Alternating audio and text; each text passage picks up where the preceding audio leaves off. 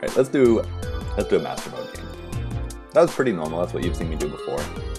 Oh, and you'll notice that when I'm in practice mode, it doesn't affect your progress bar. Progress bar sounds wrong. Your sort of difficulty adjustment bar. Yeah, so the practice and play mode are decoupled even though they function the same way. Okay, so I'm in madness difficulty now, and my molecules are being scrambled.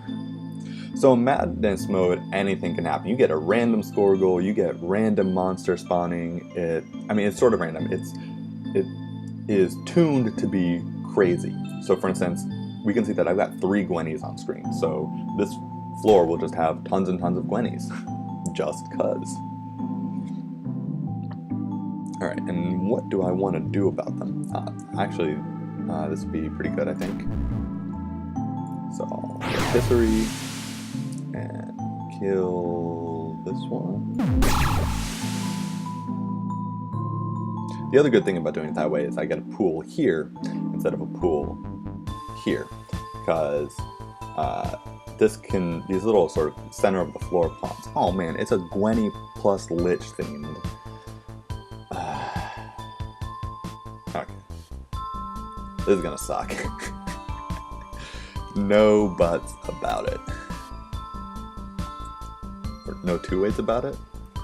I'm really bad at this English, guys. Just sorry. Okay, this will be fine. So madness mode, it's supposed to be just totally unfair bullshit mode. Just nothing is reasonable. Okay, so now I've got these guys in a position that I like. Blast the mofos. And then I'm gonna be super daring. Alright, great. The Yeti tried to block up my flame wall. That's great. That's one of the great things about Blast, is you can create a sort of wall so you can keep monsters out. So on the one hand, it's like this super aggressive, direct skill. But on the other hand, it's great for it has sort of next level use as a defensive spell. And that's really true of all the spells. They all have there's the obvious way to use it. For instance, use dash to run up next to a monster. Big deal. Or cast blast to kill some things in front of you. And those are going to make up those are like your bread and butter plays. Those are you're going to be doing that kind of stuff a lot. But at the higher difficulties, you really need to start taking advantage of the sort of multifacetedness of the skills that you have. So for instance, flow, I'm terrible at flow. I make the claim that it's the worst skill in the game, but I think the truth is that I just suck with it. And, oh, hold on, I'm having a thought. Brain blast! Okay, that actually, in my brain, looked a lot cooler than it is turning out to be. But anyway, I was talking about the multifacetedness of skills and how I suck with flow. So you'll notice that most of the time I use flow, I'm just using it like there's a flyer near the edge, I cast it, and I dunk them off. But other players are actually really clever with it and do really cool stuff. I know that I've always been pretty impressed with the things that Viva Fringe does with flow. It's a really old skill. It's the essence of the skill flow has been in the game forever, for a really long time. So even the really old school beta testers like Viva have had a long time to use it and get good with it. I apparently am just stupid. So I'm thinking,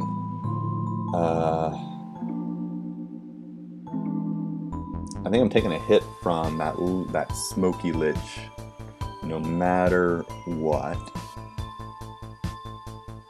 On the one hand, I think I just want to recharge some skills. Like I don't even care about other stuff right now. On the other hand, it's terrible to burn your jump candy suboptimally. Let's do it anyway. Okay, so there are a bunch of different places I can land myself to get 2 power tiles. So I can jump on this space and then dismount here to grab 2 power tiles. So, oh, I should say, the whole reason I want 2 power tiles is so I can recharge blast and be a cowboy, basically. But another place is I can jump here and then move here, but that doesn't really guarantee that I'll have a good blast next turn. And if I end up not having good blast next turn, I'm kind of up shit creek with that battle.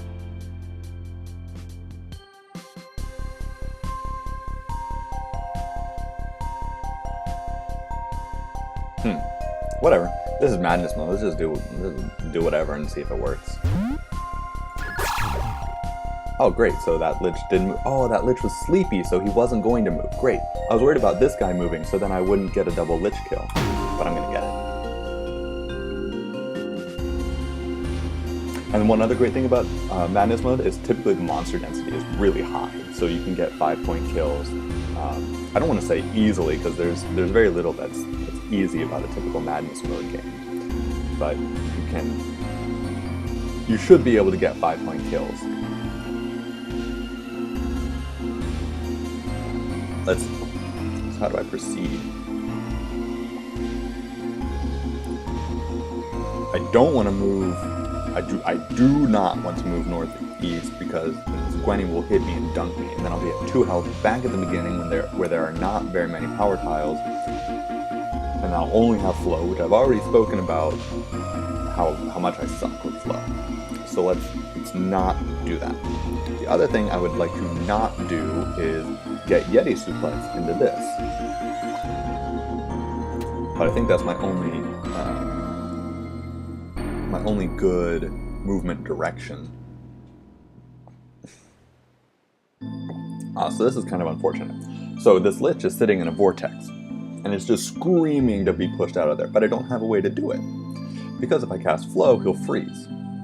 And the whole reason that vortices kill flyers is because, they can't maintain their flight, they crash or whatever. But if I freeze him, he falls to the ground, and the vortex no longer does anything to him. It just sort of bounces him like normal. Plus, if I do that, I get suplexed into this water tile, which I just talked about not wanting to do. At the same time, if I move to the left, I get suplexed into this current and then go off into, I don't even remember what's out there. Who knows? If I freeze and push, not only do I not kill anything, I think, unless there's water out here. There might be water out there. Not only do I probably not kill anything, but I either get... There's a 50-50 chance of me getting suplexed here, or getting suplexed off this direction, and then taking another hit off the lich. But at the same time, I think those are my only 2 options. Oh, the other sort of weird option is to cast flow southwest, move this direction, let the Gwenny stone me, and then I'll slide over here. Now she might not stone me if one of these Yetis moves into her path first, which would be kind of cool. Okay, let's just see how that goes. Oh, great, Yeti blocked her, so she didn't get to whack me. Oh, and the stars aligned. It's not often that I make it to the 2nd floor of a madness mode. Typically, if the board is really dense with monsters that are not too resource costly to kill, you either win or lose on the 1st floor. But my score goal starting was pretty high, 72. Sometimes it can be as low as like in the 30s.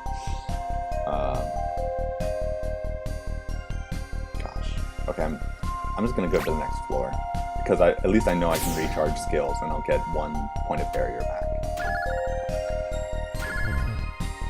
Alright, but 34 is like a score goal that can sometimes happen at the start of a madness mode match.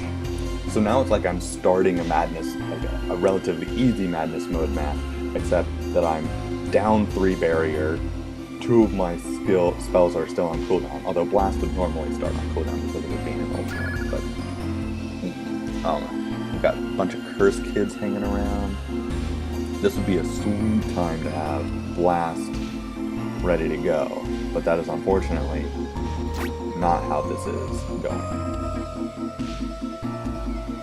But I can make it happen. I can take a bunch of hits and just make it happen, which I'm going to do. Alright. So Troggle is going to charge northeast on the next turn.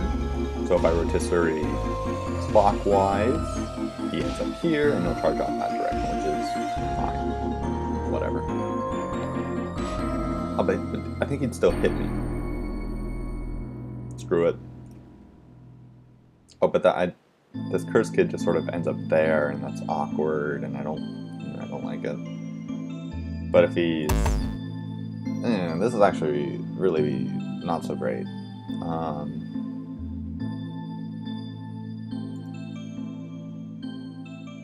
There's probably something really good I can do here, and I'm just not seeing it. Let's do this. Oh yes, the Troggle killed off the Curse Kid for me. Sick nasty. By the way, I only say that because I remember there was one of my classmates in high school used to say that all the time, and it's just the stupidest thing, but it somehow embedded itself into my language patterns. It's pretty terrible, actually. Let's see. A couple different things I can do. I can't really juke this Troggle at all. I can either save Blast. I can either take a hit from him and save Blast, or I can use Blast to kill it. But in doing so, we'll need to take a hit just to walk through my wall of flames that I've left. So I'm thinking just take the hit from the Troggle. Oh shit! That was a misclick. I misclick in every one of these videos, but I almost never misclick when I actually play the damn game on my phone. And my fingers are like weirdly small but fat. They're really awkwardly shaped, and yet I still don't have any problems playing this game on my phone. You know, it's not like the game Hoplite, which is also a hexagonal tactics game on a grid, but it's a different beast, sort of. And it has these really tiny hexagons that you click on, and it has a fat finger mode that confirms every one of your touches. And I don't even have problems in that game when I have fat finger mode off. And so in Auro, these giant hexes are really sausage finger friendly. But then somehow when I start using a mouse, I just go into full stupid mode. And I think that might be because the grid is offset in the actual software to account for how people actually touch things. But anyway, I'm just rambling at this point. That was madness mode. Yeah. I don't know how long I've been recording. I will say provisionally, thanks for watching, but I'm actually going to go and play another game. And if this video isn't super long, I will include that other game in the video. Okay. And you know what? This will be a bonus. I'll upload this no matter what. I'll just break it into 2 videos, because it's kind of dumb to make people sit through 2 long videos. Alright. So I was really gunning for that Lich to move in here, so I could head stomp him into the water. But when monsters are more than 2 tiles away from you, their movement is just totally random. So if they're starting more than 1 tile away from you, let me rephrase that. Movement works like this. You take your turn, and then all the monsters decide what to do. After you move, any monsters that are adjacent to you move by a totally deterministic algorithm. Any monsters that are 2 tiles away from you, I think, also move deterministically, based on the direction of your move and their relative position to you. If they're more than 2 tiles away from you when you move, they just move randomly. So in that case, I moved here. I wanted the Lich to move here, but he had an equal chance of moving there. Just chose the one that I didn't like. Okay. That was a really long explanation for something that probably nobody gives a damn about. But I told it to you anyway, so suck it.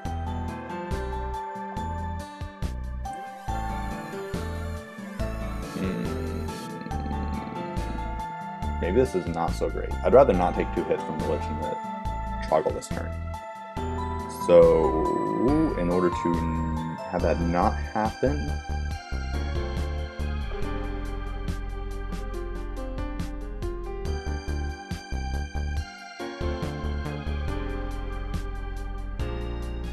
I'm thinking about doing something really stupid and crazy.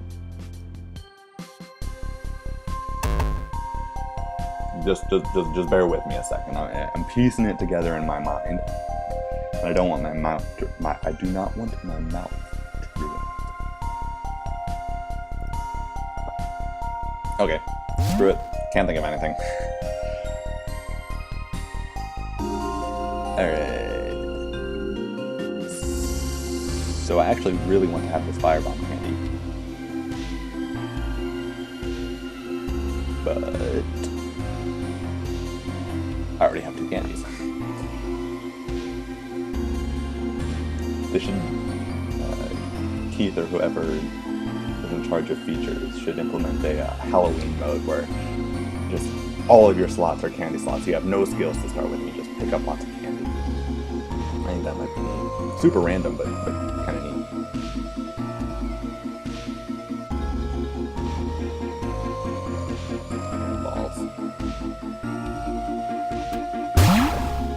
Alright, took a hit from the Lich, and now I've got a bunch of hits. So I guess this is a largely Curse Kid and Troggle themed map. So I'm going to... And then I'm gonna... I still want this firebomb candy. And let's just freeze these dudes. What do you say? Is that actually good? I don't think that's actually good. Oh no, this is actually great. Because now I pick up the firebomb candy and I'm going to use it like so. What? There must have been 2 squids there. So there's a funky thing. Now that there are game modes like there are game states where sometimes you need to have lots and lots of squids on screen. You get situations where squids can overlap each other. And if they're both on cooldown, their animations are always in sync. So you can't tell that... You can't tell that there are 2 squids there. But if, like, say, one's on cooldown and one's not, then they'll sort of flash dark light, and then you know there are 2 squids. This mostly happens on the 4th floor in normal play mode. So I feel like I got kind of robbed there, but I'll deal with it. This is madness mode. I should just suck it up or something. So I actually have absolutely no memory of which direction this guy is gonna charge. Oh, he's not gonna charge. He's just smoky. He's not angry yet.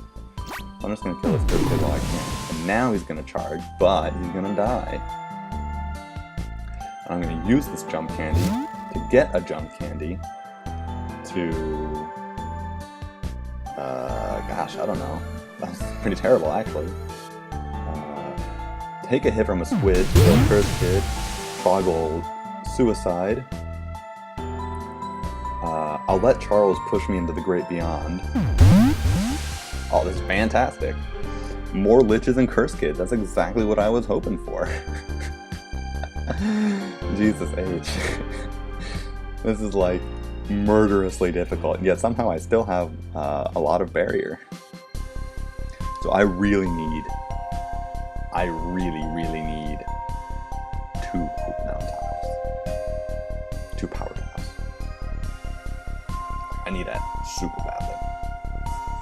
So I can use my jump candy to get this one, push the Curse Kid, Rat will wake up, Troggle will wake up, but not charge yet. This guy will move away, and I don't know. I don't think I'll be able to get a second one before I get blocked off. And when you don't have any spells, you are completely like it's really easy for Auro to get walled in against lots of. If there are lots of monsters, and you just simply can't push a lot of them. It's a bad situation. can do something kind of silly. Yeah, I'm gonna do something silly. So I am going to... Oh, this won't work. What am I thinking? Oh well. I was thinking I'll jump on this lich, and then dismount on this lich, fall into the water, but kill it, and go back to the beginning. Because now all the monsters have followed me here, there's nobody at the beginning, and I might be able to grab some more power tiles. But I don't think the game will actually let me dismount into this water. I think it considers that not a legal move. Like, it protects you from doing that because, you know, even in the few cases where that would be like a smart thing to do, like I think it would be here, it would just be such a terrible experience for players who like don't realize that it's bad, right? Because when you click jump, the indicator for where you can land is opaque, so you can't tell that there's water there anymore. So if like you jump and then you accidentally forget, and you like sit there thinking for a while, and you're like, oh, and let's say this one was purpley, you know, you might forget that there was water there, and then you dismount, and you'd be like, oh, balls, I wish the game didn't let me do that. So the game doesn't let you do that. And see, this is what I'm talking about getting walled in. So, I'm going to do this, and I will take a hit from the Troggle, take a hit from the Lich, but everything should stay sleepy long enough for me to warp to the next level. Okay. And I'm actually probably going to win this, because now I've got I've got Gale back. Oh, I got more Curse Kids. F and A. Alright. Hasta la vista, baby.